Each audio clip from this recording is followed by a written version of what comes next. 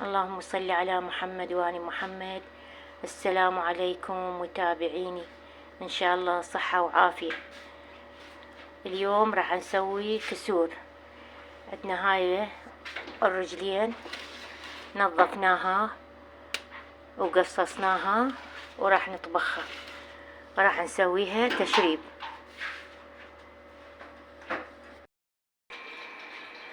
متابعيني هسه خلينا الكسور على النار، جاي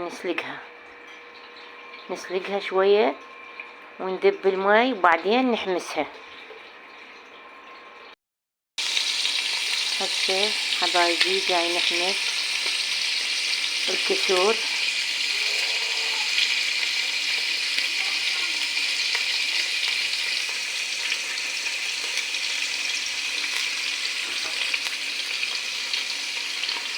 عندنا هنا بصل وبتيتة وفلفل أخضر وثوم،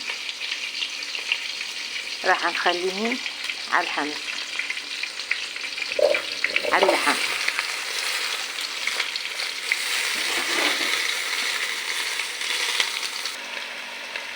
عندي هنا بهارات كركم، بهارات السبعة، لوم بصرة، ورق الغار، ثوم مطحون، وعندي دارسين.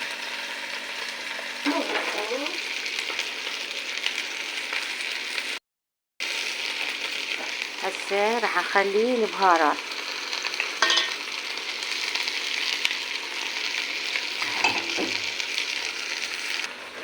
عندنا حمص، عشان عندنا مجمد بالمجمدة، حمص عدل مو مجروش، راح نخليه فوق التشريبة.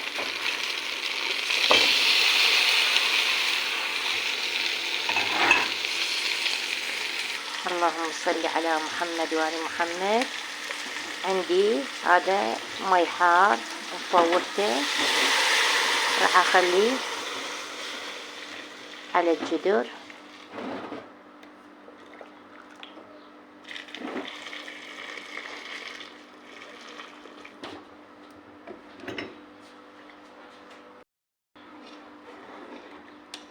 هسه خلينا المي عليها،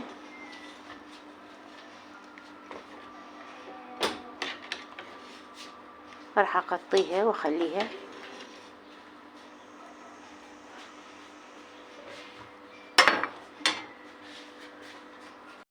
بسم الله الرحمن الرحيم. اللهم صل على محمد وآل محمد.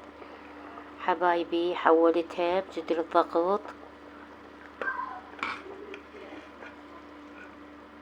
وهسه خلصت عندي. اللهم صل على محمد وآل محمد.